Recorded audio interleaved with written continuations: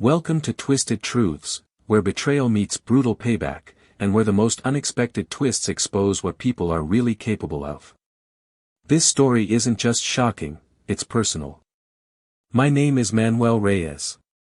For 17 years, I was the automation and systems lead at Corvex Components, a mid-sized manufacturing plant nestled on the outskirts of Dayton, Ohio. I was the guy who kept the heartbeat of the factory steady, writing firmware, fine-tuning calibration protocols, and babying ancient machines into outperforming their modern counterparts. I didn't wear a tie. I didn't sit in a corner office. I didn't care much for the spotlight. But when something broke down, when a sensor glitched or a line stopped cold, I was the first person called, and usually the only one who could get things back online. I thought that meant something. I was wrong. The day they fired me, it was a Wednesday. Our new plant manager, Kendra Bolton, gathered us for a morning meeting by the break room whiteboard. She didn't even look me in the eyes when she said it. Corvex is transitioning to a more modern operational strategy. We've contracted with Verexa Systems to handle automation and calibration moving forward. 35 faces turned toward me, eyes wide with surprise or apathy. Not sympathy. I saw that clearly. I nodded once, quietly. No yelling. No scene. Just like I'd seen dozens of guys do before me. I turned back to my desk, unplugged my laptop, took my coffee mug, my daughter had painted a crooked smiley face on it in second grade, and slipped my handwritten calibration logs into my bag. Then Kendra approached. "Manuel," she said, sliding a glossy folder toward me. "We've put together a generous severance package, 2 months' pay and your remaining vacation days. HR is waiting to walk you through the exit procedure." Generous. I stared at the folder like it was on fire. "My systems are outdated," I murmured, not asking. "Not really." Kendra nodded. "It's about the future, Manuel. Verexa brings cloud-based analytics, machine learning. This is the evolution of manufacturing." I zipped my bag without another word. She had been at Corvex less than a year. Her resume sparkled, Stanford MBA, former consultant for a logistics conglomerate. Her language was polished, robotic.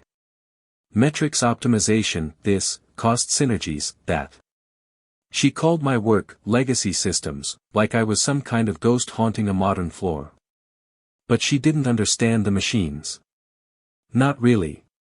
She didn't know that our line of precision stamping presses only maintained a 1.3% defect rate because I'd reprogrammed the control units myself, using algorithms I'd written from scratch.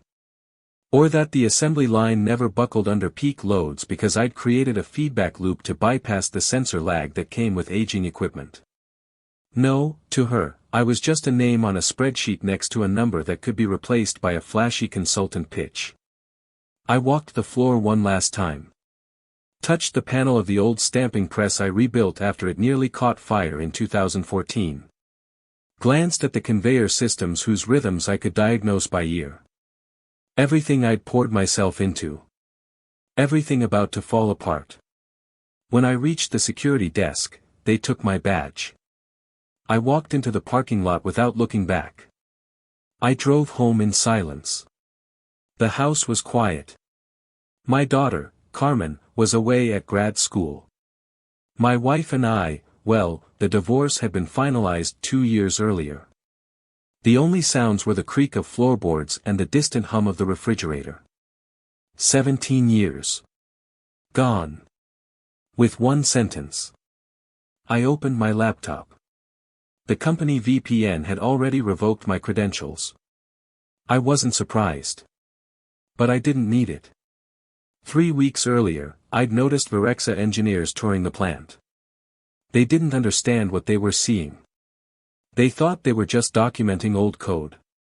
They had no idea the logic depended on timing quirks, manual overrides, even the weird magnetic interference from the circuit housing near line 3. I had backed up everything. My private work. My real work. Not owned by the company, no matter what the HR manual claimed. No one else knew how to decode it. They'd find that out soon enough. I opened a beer. Stared at the ceiling. I should have felt free. But all I felt was the cold flame of humiliation in my chest. They thought I was disposable. I wasn't. And soon, they'd learn that the hard way. I didn't leave the house for 3 days. Not because I was heartbroken, exactly, though maybe I was, but because I didn't know how to exist without that place. Corvex was more than just my job. It was where I proved myself. Where I poured years of my life. Late nights, emergency weekend repairs, missed family dinners. I used to joke that I knew the machines better than I knew myself. Now, I wasn't sure I knew anything at all. I sat at my kitchen table, unopened bills piled in one corner, a legal pad in front of me filled with scratched-out job titles. Controls engineer. Automation consultant. Senior systems analyst. All those corporate names that meant, fix broken things no one else can. But I wasn't sure I had it in me anymore. My daughter called on the 4th day. "Hey, Dad, just checking in." Her voice always steadied me. I told her what happened, softening it, of course.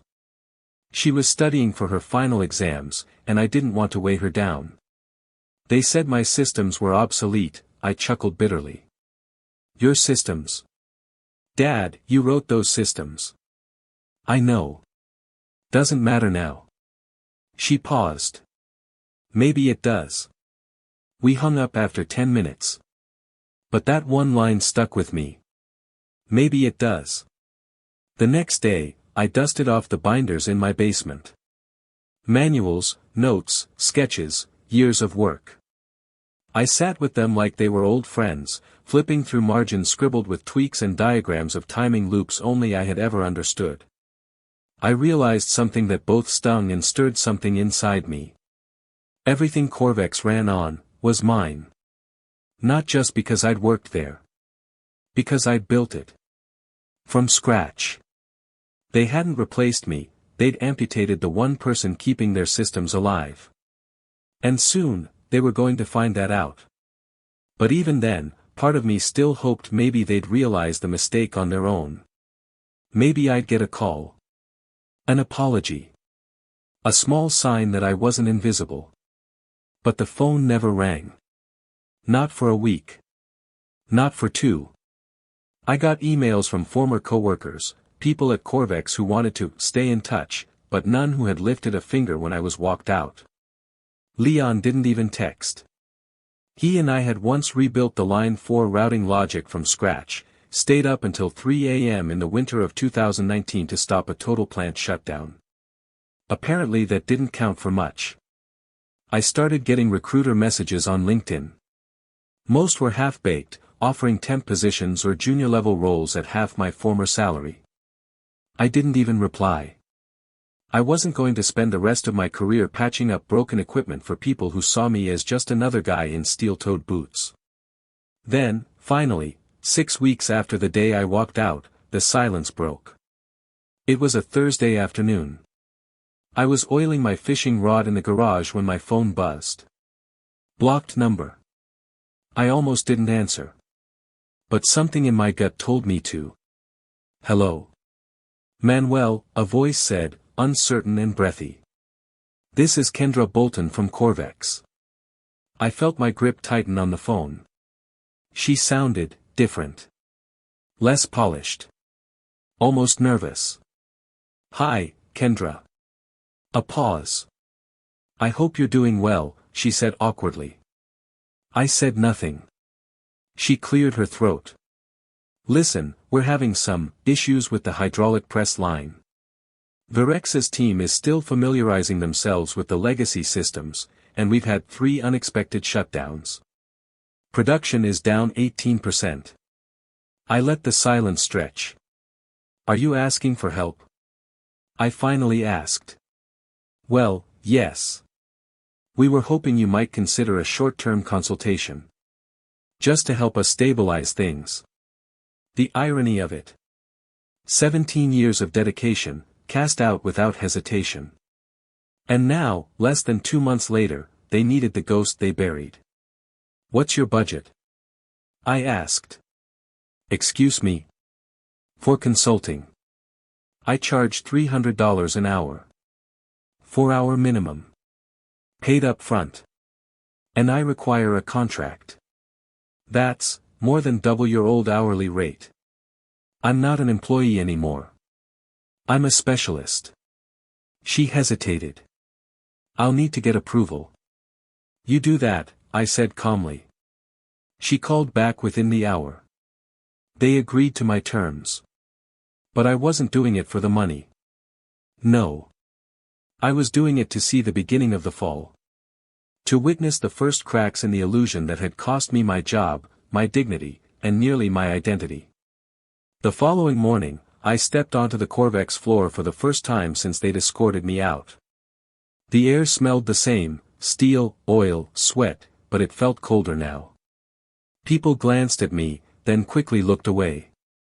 No one smiled. Leon was there. He gave me a stiff nod. "Glad you're back," he said. "I'm not," I replied. "Just here to clean up someone else's mess." I walked to the press line. The machine sat idle, blinking in angry error codes. Virexa's tech circled like confused tourists, tablets in hand, muttering about corrupted control logic. The root cause took me 23 minutes to find. They had tried to overwrite one of my custom firmware routines with a generic update. The system didn't just reject it, it collapsed. I fixed it in 12 minutes. "Should be up and running now," I told Kendra, who had been hovering awkwardly. She looked stunned. "That's it? That fast?" I nodded. But inside, I was boiling. Because I realized something she didn't yet know. That was just one system. There were dozens more. Each one held together by code I had crafted, patterns and calibrations that Virexa didn't understand. Couldn't replicate. I had made myself indispensable. And they had thrown me away. Now. They'd pay for that mistake. The plant was still humming when I left that day. I didn't say goodbye to anyone.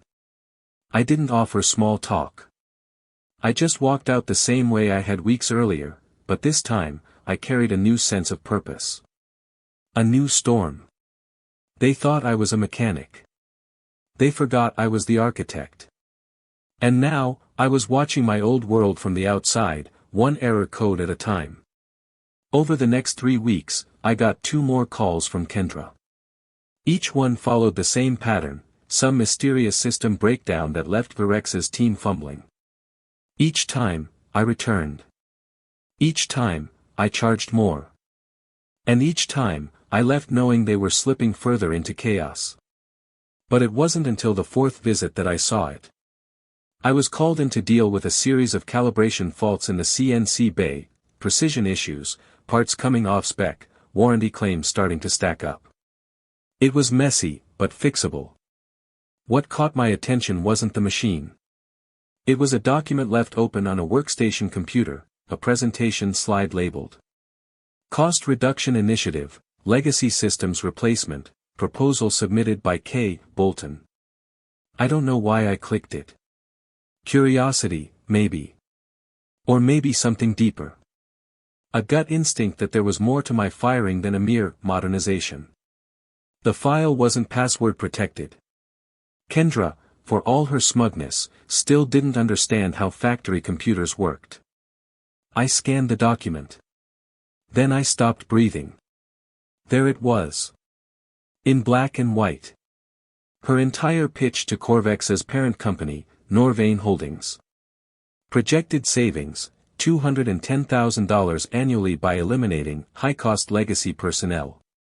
Risk assumption, temporary increase in defects, estimated 3 to 5%, is acceptable short-term trade-off.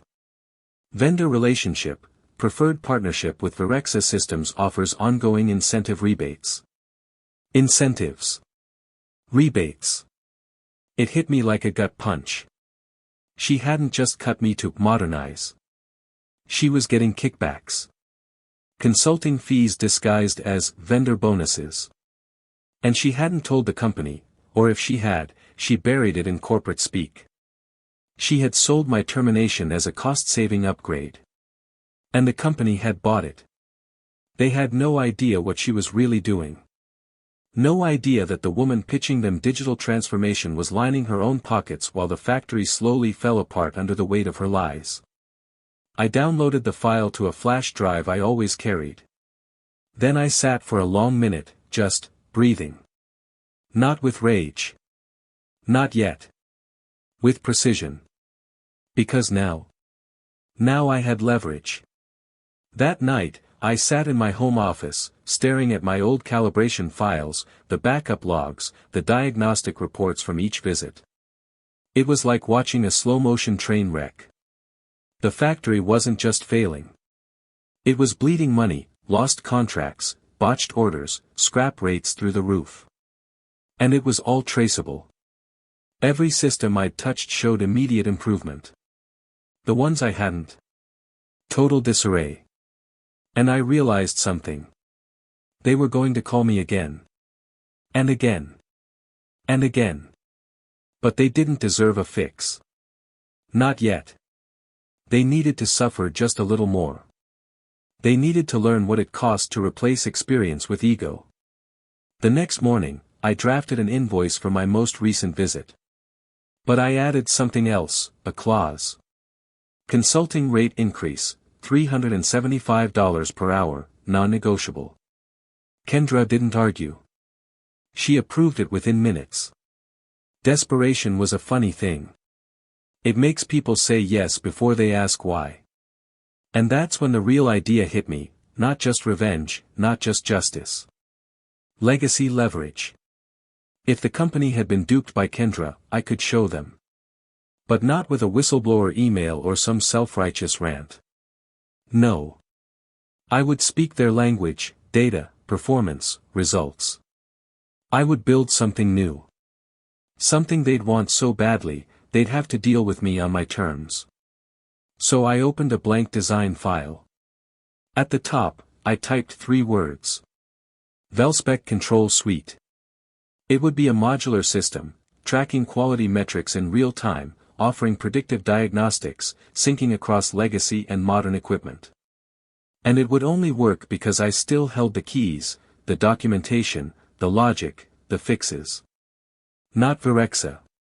Not anyone else. I wasn't just going to fix the mess. I was going to become irreplaceable all over again. But this time, they wouldn't own it. I would. There's a special kind of silence that follows betrayal, the kind that doesn't scream or weep, but waits. Patient. Calculating. That's the silence I lived in. By the time I returned from my 6th consultation at Corvex, I had fully stepped into my new role, not just as a contractor, but as a ghost they couldn't exorcise. Every issue, every breakdown, every urgent call Kendra placed to my cell. I answered calmly. I fixed precisely what I was paid to fix. And then I left. No advice. No extras. No favors. Just a raised invoice and a ticking clock. But while their systems broke down, I was building mine up, piece by piece. The VelSpec Control Suite wasn't just a pipe dream anymore. It was real. I coded late into the night, fueled by coffee, spite, and 17 years of technical intuition. I wrote interface scripts that translated machine-level data into live dashboards. I created error tracking tools that visualized every fault in real time. I even designed a predictive failure model that alerted operators before breakdowns occurred. And then I did something that surprised even me. I called Leon. Not to reminisce. To recruit. You still interested in fixing things that matter? I asked. He paused. Depends on who I'd be fixing them with. Me. My system. My terms. Corvex. No. Bigger. I heard him exhale. I'm in. That weekend, Leon came over with a six-pack and a second laptop. We sat in my garage, surrounded by grease-stained workbenches and old schematics, hammering out the operational framework for what would become the Velspec integration engine.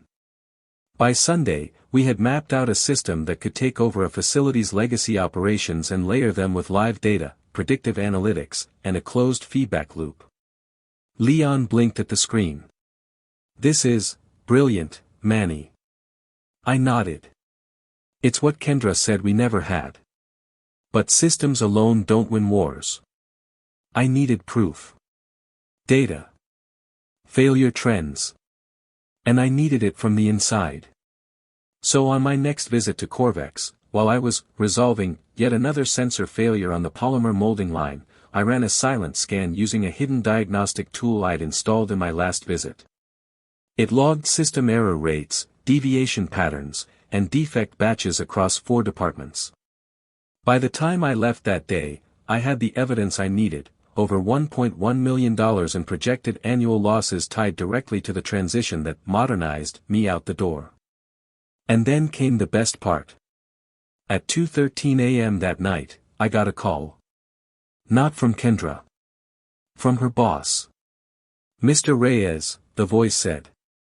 "This is Calvin Downey, Director of Operations at Norvane Holdings." I didn't say anything at first. Just listened. "I've been informed you've been performing contract work for Corvex Components." "Correct. We're experiencing what can only be described as systemic failures across multiple lines. Your name keeps coming up in reports."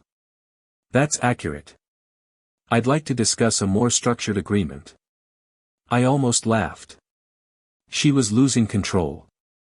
And I was being handed the reins. When I met with Calvin later that week, I came prepared. I didn't just bring a laptop, I brought a presentation.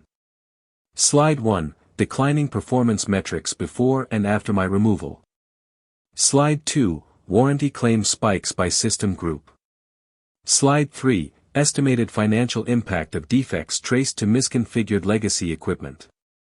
Slide 4, Kendra's internal proposal, her acceptable 3 to 5% defect increase, juxtaposed with the current 29% reality. Calvin's expression grew darker with each slide. "This can't be real," he muttered. "It's worse," I said. "These numbers are based only on the data I had access to. The deeper story? I haven't even touched the CNC diagnostics or the SMT solder mapping." He leaned back, eyes on the ceiling. "What's your proposal?" I clicked one more time. A title slide appeared. Velspec Systems, Legacy Optimization Without Sacrifice. "I'm offering you a full facility integration," I said. "A live control suite that links legacy hardware with modern oversight. Predictive failures, live QA dashboards, executive transparency. And you'd oversee this?" "Yes," I said. "As an external partner." He raised an eyebrow. "Not as a rehire?" "No," I said, firmer now. "I don't work for people who let politics dictate performance." He nodded slowly. "And Kendra?" I shrugged. "Your call." But we both knew where that was headed. That night, Leon and I celebrated with 2 fingers of bourbon and a file folder full of signed NDAs and development contracts. Velspec was real now. I had turned a firing into a platform. A collapse into a company. A betrayal into a blueprint. But it wasn't over. I still had one move left. One final twist. Because buried deep in that folder Kendra had left open was a second file. Encrypted, but not for long. And when I cracked it, I discovered something even I hadn't predicted. It's strange how power shifts. Not with fireworks. Not with grand gestures. But quietly. With silence in boardrooms. With folders slid across tables. With a phone call from someone who used to ignore you now calling you sir. Within 3 weeks of signing the integration contract, Velspec Systems was implemented in 3 critical Corvex departments. We didn't just plug into the machines, we replaced the very bones of how the plant ran. The dashboards came to life, real-time metrics for defect tracking, uptime reports, predictive maintenance schedules. For the first time, executives could see the true cost of every breakdown. Every mistake. Every corner cut. And those metrics told a damning story. Every spike correlated with changes made under Kendra's leadership. Every failure traced to the same systems she claimed Virexa could upgrade. I didn't point fingers. I didn't have to. The data spoke for itself. And the board was listening. Leon, now my lead implementation officer, met with the floor teams daily. Operators started coming to him, asking for insight, suggestions, clarity. Morale rose. Even the oldest machines stopped sounding like they were dying. For the first time in a long time, the floor hummed with something we hadn't felt in years. Pride. But pride wasn't why I did this. Not really. Revenge isn't about feeling good. It's about balance. It's about knowing that those who tried to bury you will eventually trip over the very ground they disturbed. And that's exactly what happened next. Remember that encrypted file? The one tucked away in Kendra's proposal folder? I cracked it on a Sunday afternoon, sipping coffee, my daughter's old college hoodie wrapped around my shoulders. The file was labeled, Vendor Reconciliation, Virexa Labs. Inside? Invoices. Wire transfer logs. Personal payments. She had been receiving unauthorized consultant fees directly from Virexa, disguised as market research payments. Tens of thousands of dollars. Dated before my termination. My stomach turned. She hadn't just replaced me with an incompetent firm, she sold my job to them and profited from it. She was never planning a modernization. She was executing a heist. And I was the only one who could prove it. I sent an anonymous package to Norvane Holdings' internal compliance office. Inside. A USB stick with the logs. A printed timeline of overlapping payments and project milestones. A copy of her presentation that justified my removal. I didn't add a return address. I didn't need to. They would know who it came from. And then I waited. 1 week later, I got a call from Calvin Downey. Manuel. I need you to come in. He didn't sound angry. He sounded rattled. When I arrived at Corvex, it was surreal. Every employee who once glanced away now looked at me like I had walked out of a movie. Leon met me at the security gate. You see the news yet? No. He handed me his phone. A local business headline flashed. Corvex plant manager under investigation for vendor fraud. There was a photo of Kendra, face half-turned, walking briskly into a building. We terminated her this morning, Calvin told me inside. Legal's moving forward. What she did, he shook his head. You were right. About everything. I nodded once. Calm. Measured. But inside? I was burning with quiet vindication. She made a gamble, I said. She thought no one would notice until it was too late. Calvin stared at me. You ever think about coming back? He asked. I smirked. I never left. I just changed positions. He nodded slowly, then extended a hand. Let's build something better. On your terms. That night, I stood alone in the Corvex observation room. Below me, the lines moved in rhythm, clean, fast, confident. Velspec interfaces blinked across every station. Leon walked in. She's gone for good, he said. Corporate's doing a full sweep. They found more at the Pittsburgh facility. I looked out over the machines. I told you, I said. They didn't just fire me. They fired the guy holding the map. Leon smirked. You're not just holding the map now, Manny. You are the map. But just as I allowed myself a small smile, just as I thought the war was over, my phone buzzed. An email. From a name I didn't expect. Jessica Barnes, Virexa Labs. The subject line. You don't know everything. I opened the email. Inside was a single line. You think she was working alone? The line in that email echoed in my mind for hours. You think she was working alone? I paced my living room long after midnight, lit only by the glow of my laptop screen. Jessica Barnes, former lead at Virexa Labs. Her name had popped up in passing before, buried in documentation. But I never thought she was anything more than a background player. A vendor liaison. A name on a memo. Now. She was reaching out to me. Threatening. Warning. Gloating. I didn't know yet. But I was about to find out. I responded the next morning. Then prove it. An hour later, she sent a link.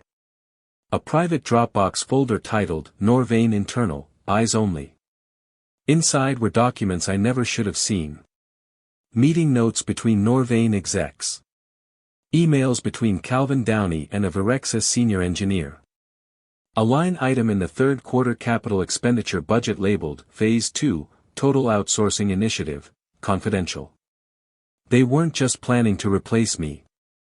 They were planning to replace the entire technical division of Corvex, and 3 other facilities, with external automation providers over the next 18 months.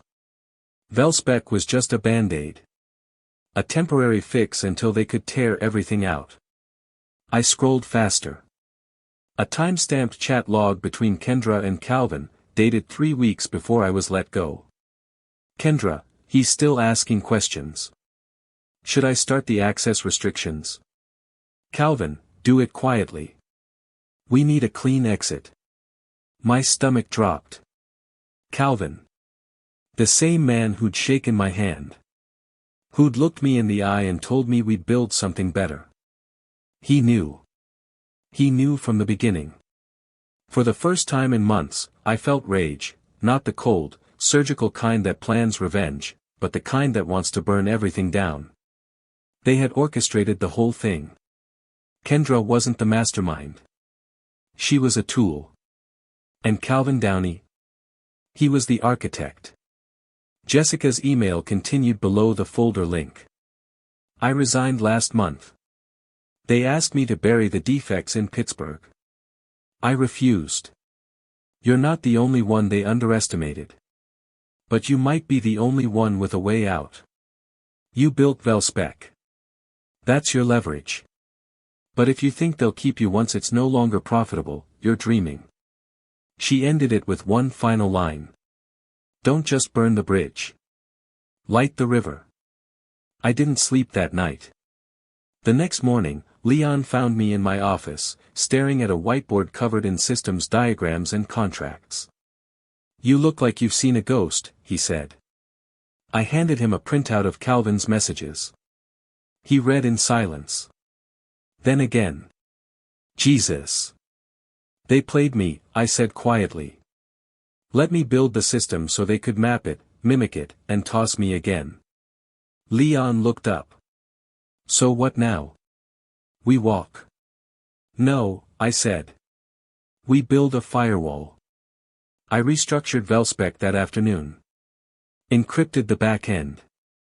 Air-gapped the update system. Inserted traceable watermarks into every compiled module. If they tried to replicate it, I'd know. And I'd have proof. Then, I did something bold. I called Norvane's board of directors. Not Calvin. The board. Check your internal audits, I told them. Check who signed off on Phase 2. And check who's been leaking operational strategy to Virexa Labs for kickbacks. They asked who I was. I gave them my name. And said one more thing.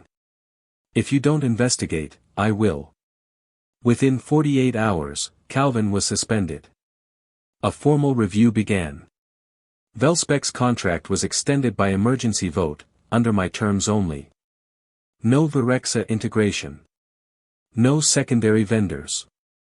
And Jessica? She sent me one last message. You were right. They forgot the one rule. The guy who built the system always has the blueprint. I stood again in the observation deck, same spot, same machines, but a different weight on my shoulders. I almost trusted him, I admitted to Leon. Almost thought I was done fighting. He nodded. So what changed? I looked down at the lines below, humming again in harmony. Nothing, I said. I'm just fighting smarter now. Because revenge isn't always about the knockout. Sometimes, it's about outlasting the empire long enough to buy the land it stood on. Sometimes, justice doesn't roar. Sometimes it whispers. A contract renewal. A closed-door demotion. A name quietly erased from the corporate directory. But make no mistake, those whispers echo. It took 6 months to finalize the audit at Norvane Holdings. By then, Calvin Downey was gone. Quiet resignation, effective immediately. No headlines. No formal statement. But I heard the rumors, non-compete clauses shredded, benefits revoked, exit bonus cancelled. Kendra? She didn't fare much better. Once the compliance team uncovered her unauthorized payments from Virexa, they cut ties completely. She was blacklisted within the industry.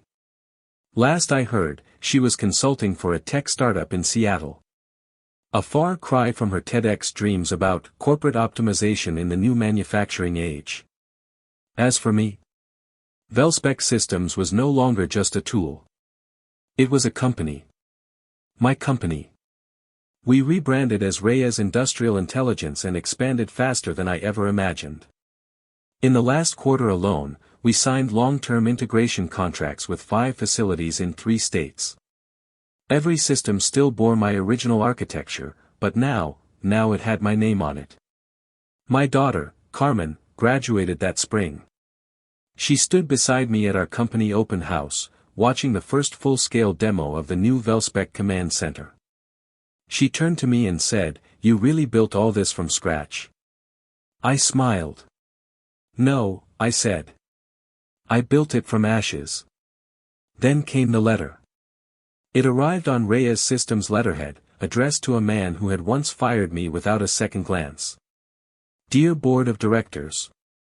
As per our previously negotiated terms, Reyes Industrial Intelligence will no longer offer customized technical support to Norvane Holdings should the current system be replicated without authorization.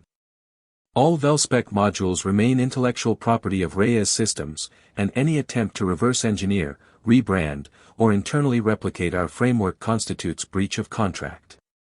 Please be advised, the blueprint does not belong to you. It never did. I stood once more on the Corvex factory floor, not as a visitor, not as an employee, but as the head of the system they now depended on. Leon walked beside me, clipboard in hand, Reyes Systems logo stitched proudly on his vest. Line 3's running at 98.7% precision, he said. Fastest it's ever been. I grinned. She's a stubborn old machine.